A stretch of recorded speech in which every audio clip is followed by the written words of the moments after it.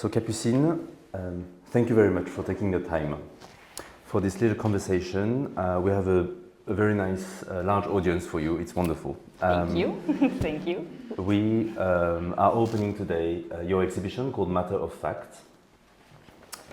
I would just say as an introduction that, and it's not a contradiction, in your work there is an obvious conceptual side in your practice, which means that for the past almost 20 years that you've been working, each project calls for its own material, form, and also temporality. Because many of your projects, they require a long time, and some do take the shape of a performance. So I want to insist on the conceptual side of it, because today we are going to talk about craftsmanship. Okay, good. The new works, recent works that are presented in the exhibition, there are three main projects, so we could start talking about the first one, which is called White Flags. And for White Flags, you've used the technique, a very crafted, handmade technique that requires a lot of time of weaving. Would you like to explain to us why you chose this specific technique? I think it starts out of an interest in fibers, first of all, and textile from the canvases of painting and so on. And from that I got into embroidery because it had a very didactic aspect. It's, you know, this sort of very comprehensible language. There's no lie, if you will, as in you may have in or less of an illusion, as opposed to what you have in painting or photography, perhaps. So I was attracted already to fibers and this sort of accessibility and commonality of the medium, if you will. And then I think I was drawn, without much explanation at the beginning, to weaving. But then the idea of these, the white flags came from this interest in the exchange of life, the prisoner exchange, which I had been collecting data for several years, and I couldn't find the right medium. And eventually I got to weaving first because of this logic of two forces that are opposing each other. And there's this horizontal, vertical, and it's this equivalence that you find in the equation, which I thought was very suitable. And then sort of an additional touch is that when I started experimenting with the weaves, even before I had the actual machine, I was just installing in my studio the strings and testing it out, and a friend came into the studio and said, "Oh, you're doing a war, Facem Război," in Romanian. And it was a bit the click I needed extra, because apparently this loom machine in Romania is called a war machine. And so I was, okay, this is really the sign, extra sign I needed to know this is the right medium. And then many layers added from there. The more I used it, the more I realized it's the suitable medium. It has the temporality, the length that I wanted. It lives with you for a time. There's just so many other layers. But at the beginning, this is how it started. Because this dual or binary aspect of this technique, you also justified the use of embroidery, which is another series of works, group of works in the exhibition, for almost the same reasons. Yeah, very much, right? Yes. You said, because it's a technique that we've seen in our daily lives, in our families, you do this as a kid, your grandparents do it, so it's very familiar, we're all familiar, and it's a very common technique. But the reason why you chose it is for this very dual binary. You said that it's close to computer code. Yeah. It's like coding. Yes, because computer code is 0 and 1. Yes. You know, it's signal goes through or it doesn't go through, and in the same way, a thread either goes through or it doesn't go through. So I feel like there's this, even it's a very traditional and physical medium. It has this similarity with something that's digital, which actually has a physicality behind. But we use digital mediums without necessarily thinking so much of the cables and all the physicality behind, but it exists. So I'm quite interested in this tension and returning to older, perhaps, materials in a way that can reveal something about materials we also use every day, but don't think about so much. Because you said that in this duality, for instance, so each cross has to be a certain color, and you choose one color, you cannot choose. If you choose one color, it cannot be another one. Then you have the top and the bottom of the canvas.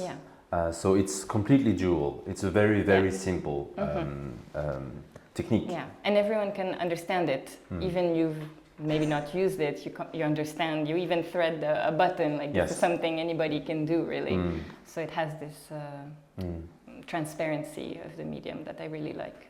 And it's a way for you, it's a technique, mediums, crafted technique that you used and you chose, because these are all exercises of representation in representing a situation that, even though it appears as an equation, first arithmetically, apart from maybe 1 equals 1 or 1 equals 1 equals 1, all the other ones are not, they're incorrect.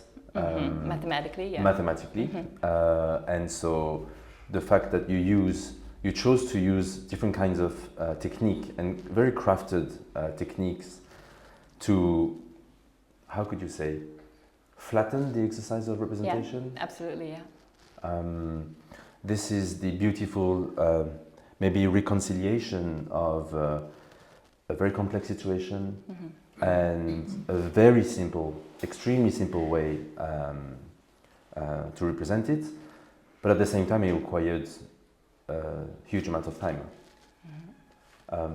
Because you started this project, it's been almost 5 years now. Yeah, I mean, I consider the beginning 2020 is when I really started shaping as equations. The third group of works in the exhibition, they are different in a way that they don't imply thread, they imply paper, because, as I said at the beginning, that you create your own material. You made works in paper, starting with making the paper, and perhaps you'd like to explain how you made it and what you chose as ingredients for those papers. Yeah, so they're made from newspapers, and they're small maps.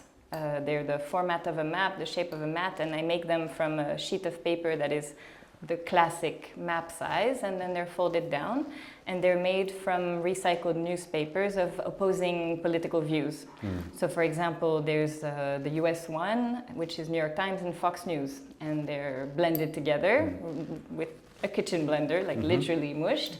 And then I make the paper pulp from this and draw my new sheet of paper, put it in water, pull it out, make the sheet, and then fold it into this new map.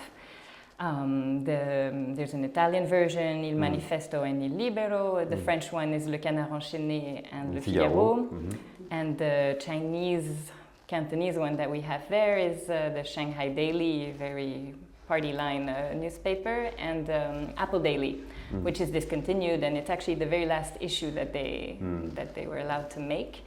And yeah, these opposing views, which are so opposite, are reconciled, as you were saying, into one map, which maybe suggests a new route, but the map is sealed, like you cannot open it, because well, that's the poetry of the path that is hard to see. How do we find a path that really reconciles them? But it doesn't exist without, this new world doesn't exist without both of them. That's as much as clear. This reconciliation, or this attempt at reconciling in all the works, is absolutely beautiful. And the fact that the material of these works, which are called New Worlds, the paper pulp itself embodies the attempt, or maybe the hope, of some kind of reconciliation, is fantastic. The motif of the map is present in almost almost all of your works. Yeah. Why? It's also a flattening of the world. I mean, Yeah. maybe the first one, perhaps. Yeah. I think initially from traveling and so on, but I think the maps have so much. I mean, I think a lot of people know by now that most maps that we know every day are completely distorted, and every map holds a view of the world, just like every photo, Yes. perhaps. But maps ever so because they're supposed to represent the whole world. Oh. And they're so biased and political. And I think having lived in France and the US and then moving to China, where I saw maps the other way around, it really made me realize how it kind of distills these clashes of narratives into something very comprehensible and benign. We all have the huge map in our pockets every day that we use all the time, and even those are political. They're also a form of abstraction, a flattening of the world, and Yeah, because the map starts from data, and then these are all levels of abstraction. yeah. So how far do you abstract? This is Yeah, I mean, the blank one is probably yes, yeah. the most abstract, perhaps. I don't know, maybe the birth of paintings were also maps. Yes, in that a we way showed that we in a showed previous last time. exhibition. Yeah. Yeah. You've lived in many different countries. It's always hard to draw a parallel between an artist's life and the work. There's obvious, you can imagine influences. At the same time, you don't want to justify the work of an artist from his or her life. But today you live in Bucharest. You've been living there for how long now? Almost 7 years. Almost 7 years. Which is where you have your studio. So I've visited you many times, and it's quite fascinating to visit the studio of an artist who has a clearly conceptual practice, but to see that every time you visit, there's a different technique, there's a different those different materials, because yes, in the work we talked about reconciliation. It's marrying an idea and the embodiment of the idea. But I think the craft, well, for better or for worse, the word, is also important in the touching of reality and the comprehension of where things come from, how they're made. Often, I mean, I love conceptual art, and I think hugely, like, it's first the idea and then that dictates the work. But I think there's a reality of the ground or of the materials that is also a beautiful way to learn. And my projects transform and take different meanings as I make them. Probably this is why they need to be over so much time. And I think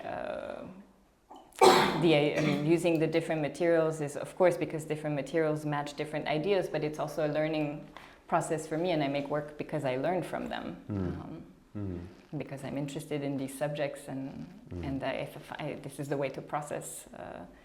And still not, I think there's a danger of remaining only in the idea. It's beautiful, but at least for me, I need to also learn with my hands.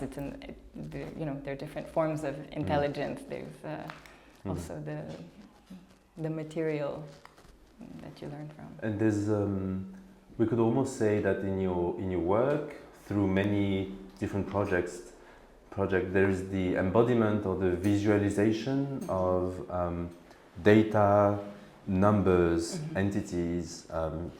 You've been doing this project, which is called Everyone in 2 words, in different cities. Perhaps you'd like to explain for those who don't know the work. Yeah, absolutely. And actually, it's funny, I think it maybe begins with my terrible relationship with numbers, as you may have noticed.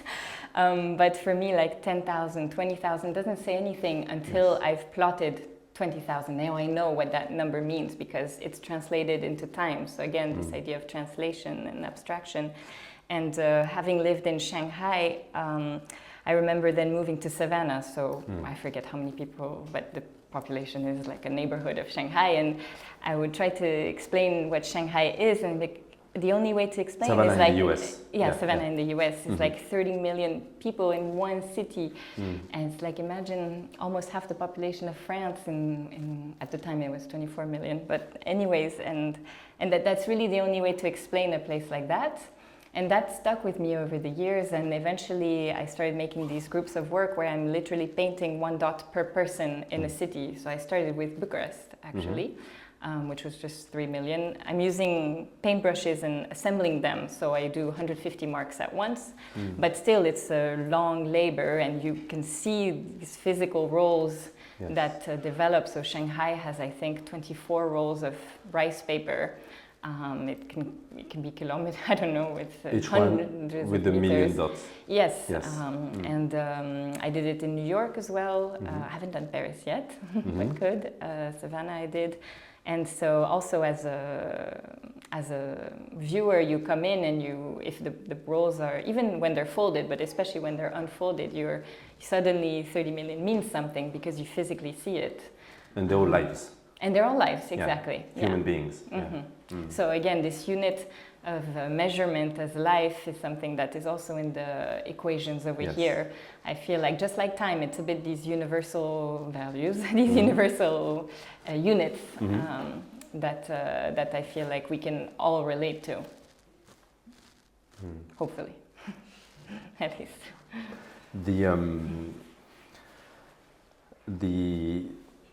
In this exhibition, in the three bodies of work that you present, because we talked about reconciliation, I think it's quite understandable that you've understood the importance of the materiality of the work, and how by fusing different elements, you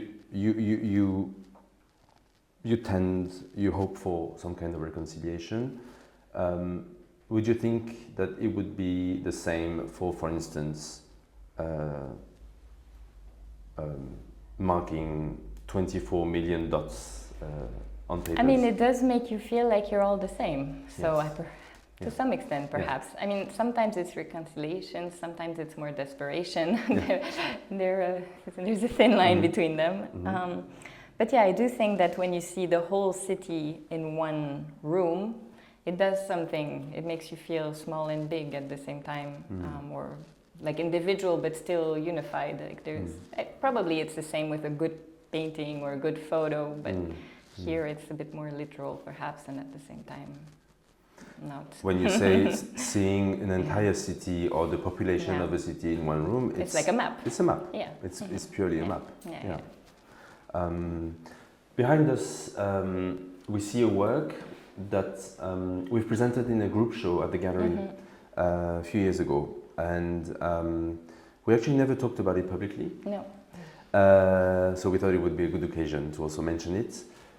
Would you like to explain what we see? Yeah, I'm actually really glad it's here because I think it's the origins of my interest in making things by hand, and at least for making paper, because it's paper that I collected in 2008 in Xinjiang, in the western province of China, where traditionally Uyghur population live. And there was an elder man who was making sheets of paper in the courtyard of his home, and it's the first time I saw paper made. It's so simple. I mean, really anybody can do it, but at least at the time, it's the first time I just saw how simple it is and how beautiful, because when you come close, it's full of fibers. You can see the plants and what it was made from. It really, the place is already in it.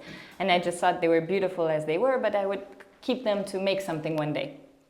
And the years passed, and as I saw how repressive the situation was in Xinjiang more and more, I thought these papers are becoming more and more precious, and the weight of what to do with them became more and more daunting. They became relics of like a time that, in a place that no longer exists, because the culture has been virtually erased, and people cannot even speak Uyghur.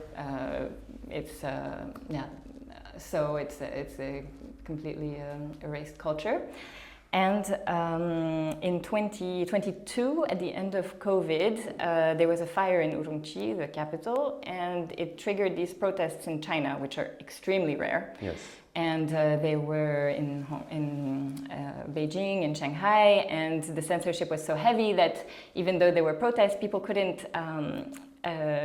Were holding these signs with just blank pieces of paper. They were not writing anything because anything was an excuse to be put in prison, and still people were thrown in prison for just having a blank piece of paper. So it was called the White Paper Protest. And so following this, I thought, I have these white papers. Now I need to use it. Yes, blank papers. And I inscribed on them the name of the city where it was made, Hotan. But instead of painting it, I used bleach to remove, to bleach out the name. So the name is not painted, it's removed, if you will. And Hotan is actually in Uyghur. It's for once not the Chinese Mandarin word that has been imposed, and it's written in their writing, which, as you can see, has nothing to do with Mandarin characters. It looks it's absolutely much more Arabic, and it's the bleach from COVID. It's the bleach from the culture being bleached out, and so it became white paper, and that's the story of this one. And you so made there are 4. only 4. Yeah, exactly.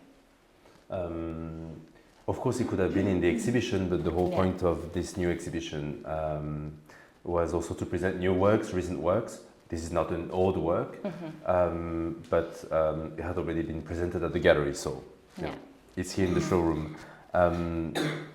You said, and it's an interesting question about the duration of your projects. For this work, for instance, which you made in 2022, you actually always write that this work is made from 2008 to 2022. Yeah. This is part of the information of the work.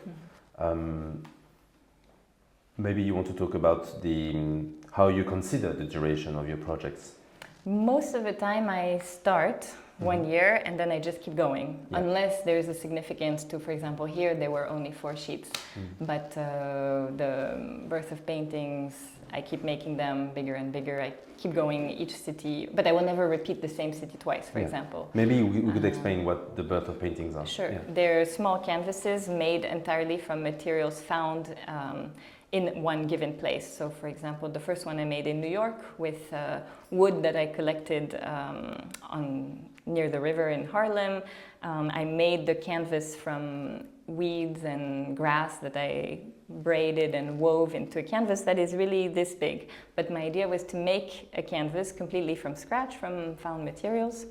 And it's mounted, on this wood like a canvas. Like a stretcher. The wood is the stretcher bars. Yes. So thinking of where materials come from and what it would mean to make something completely from scratch and completely from local materials, except for the glue, perhaps. That's it, and the staples.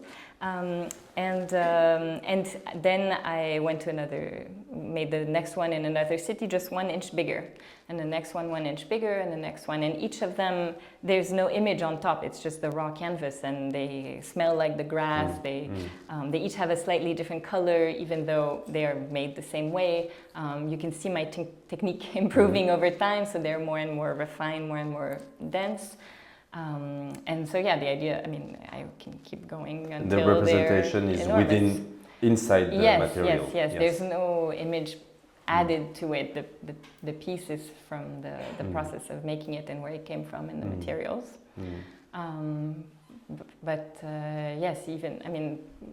Just about all my projects begin 1 year and then they can just keep going with the idea of not repeating a same place or a same fact in the case of white flags. But I'm interested, I think I'm interested in this continuation, and nothing is ever finished or complete, or and the world is always changing as well, like these projects, counting every country in the world. Even that's such a simple question. Approximately 199. Exactly, because nobody agrees, because even something so simple as that changes, because the world changes. And the different versions of it change.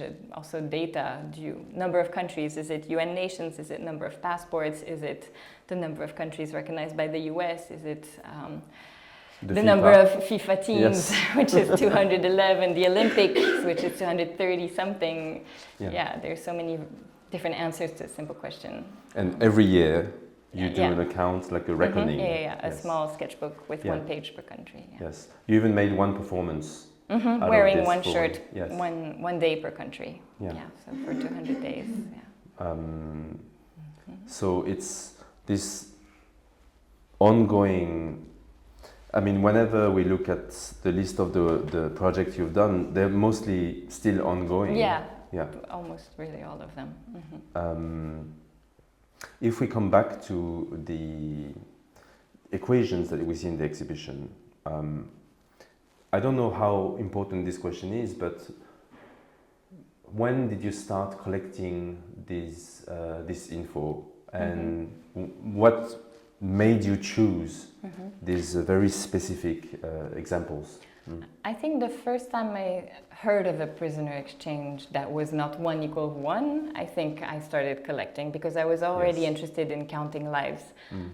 Even like my very first performance I would consider was when I was 18, 2000, the one where I was counting people I come across, and for 1 year I was counting on my left hand every person I come across and ignore or don't talk to and don't interact with, and then on my right hand every person I actually interact with. And so it was how many lives we brush against. And then from there was... Which is sort of the step further than Onkawara's Aimet.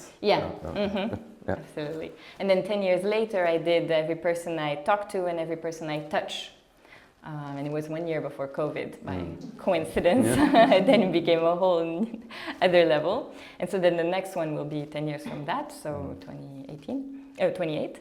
And then I did the everyone, so counting lives like this. I counted deaths, so there was always this unit of life. And then, when I started reading about prisoner exchange, I was like, this is, in a way, the ultimate life exchange, the life unit. Which would seem so straightforward, but is again really not. So, and perhaps the life is also by itself is an ultimate unit. Perhaps, even without any equation. Maybe that's the next one. Does anybody have any questions? Would you like to ask anything? Maël has a question.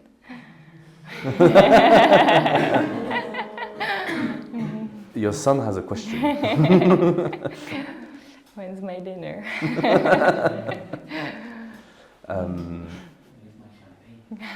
Maybe just on this point, because in the prisoner exchange there is something very directly political, I feel. Because you see the flag in all the countries, you kind of know that the equation should be 1 to 1, and that at least, I mean, I think every human feels that more or less.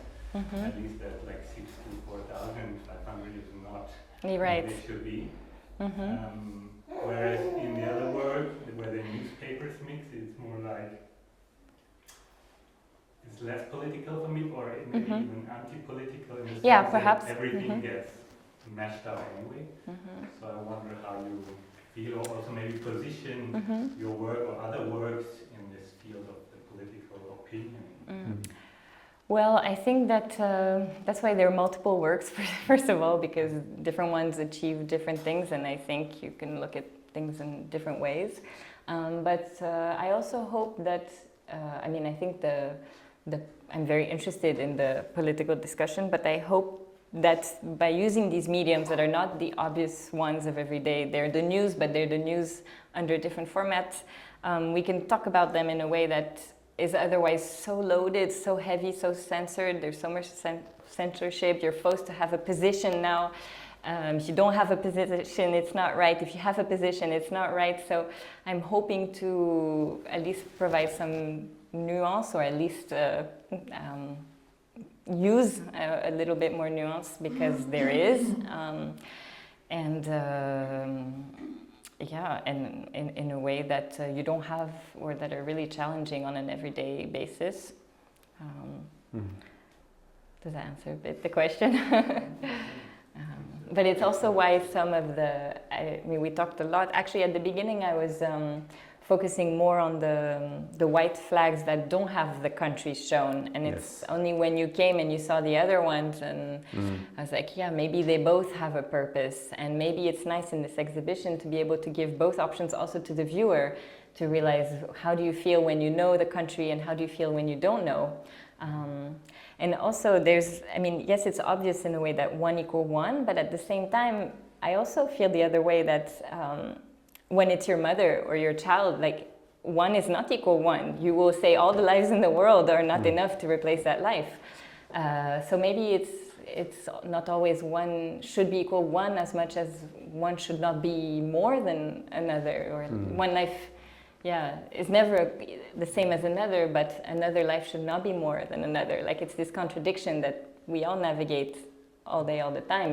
It's fine in the abstract realm, in the mathematical world, until it's yours, or it relates to you, and then in that case, of course. So it's trying to a bit remove from the story so that you see the data and you think, okay, how do I really feel about this? And I think that's also why we had all these discussions about how much news should be in, how much do we reveal about the story, the actual story behind each data. How far can you go in those levels of abstraction?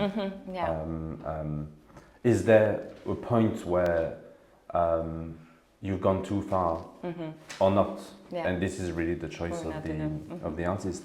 Because when you started the white flags, you were still in the process of starting the project. You actually did not include the newspapers, the cuttings inside the threads. For instance, what was the criteria, or what was the reason for you to, in the end, and we had a discussion, include it? Well, I think, first they felt a little bit like too decorative, perhaps, and I felt like they needed a little bit something more. And then when I started, sort of out of intuition and of seeing the papers near them and the news clippings, I thought, okay, maybe at some point they should be in. Then I realized that trying to insert them, they were just distorting the weave just a little bit, and I thought that was so fitting, because it's exactly this tension of, you have a very simple recipe, a very simple mathematical equation that should be logical, but the reality of the thing is that it's not 1 = 1. It's not that simple. So again, this, which I think wouldn't, if I was purely conceptual, I wouldn't have this, but it's the reality of the medium that distorts a bit, that makes the imperfection, which is very much what I'm appealed at, because obviously life is imperfect, and so are we, and politics are heavily imperfect, and even relations and everything. So I could imagine that any good conceptual artist who has some degree of abstraction within the work struggles with this question. It's how far you go, how far you.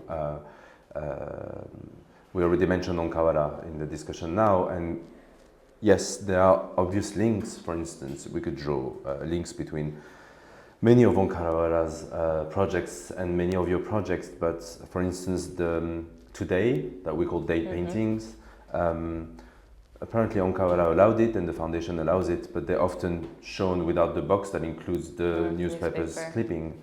And you always wonder, do you need it?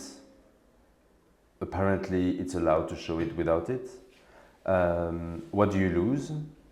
And there is a direct articulation of numbers, representation, and media material in Onkawara's paintings, like exactly in your work, in the white flags.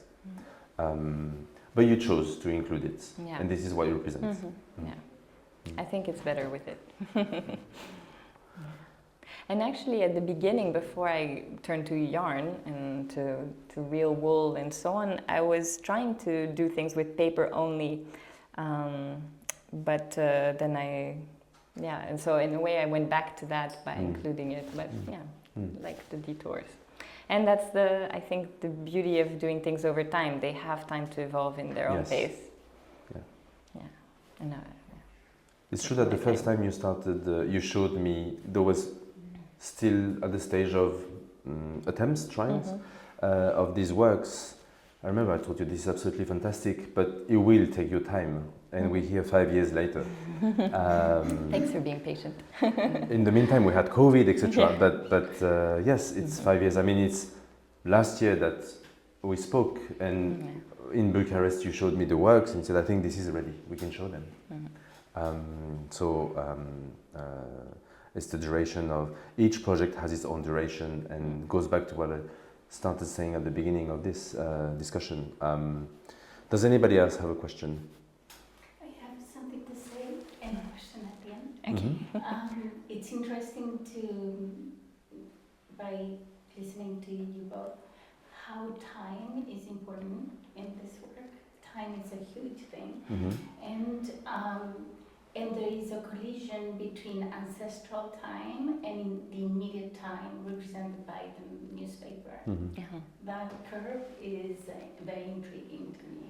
Yeah, absolutely. And actually, yeah, go Sorry, ahead. My question Yes. is are you aware how preoccupied you are with time? Yes, very much, yeah. And from even as a young child, actually I found old notebooks when I moved, where even as a kid I was like, oh, time is going so fast, and I'm always worried of time passing, and I had problems sleeping even as a child, so I really had always these things with 1 year passing and things that were long term and doing projects. So I have always a fascination for time.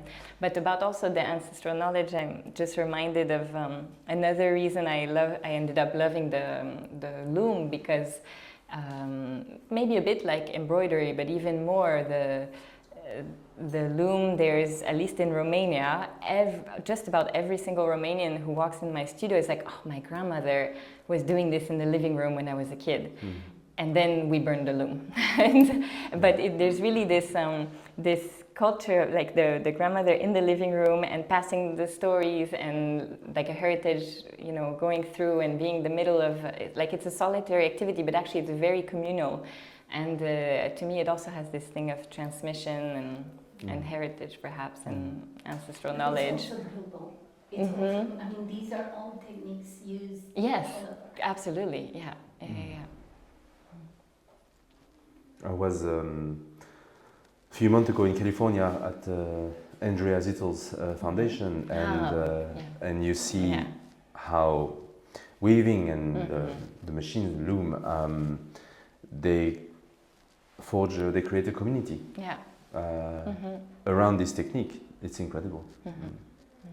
Yeah, I think there's it's coming to light now, but it's always, it's getting more attention now, but it's always been all over the world. Yeah.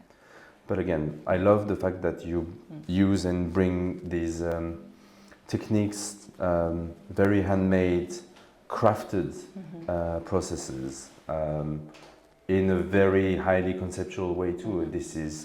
That's another kind of reconciliation that I think is wonderful. I hope. Thank you very much. Thank you, and thank Thank you, you. everyone.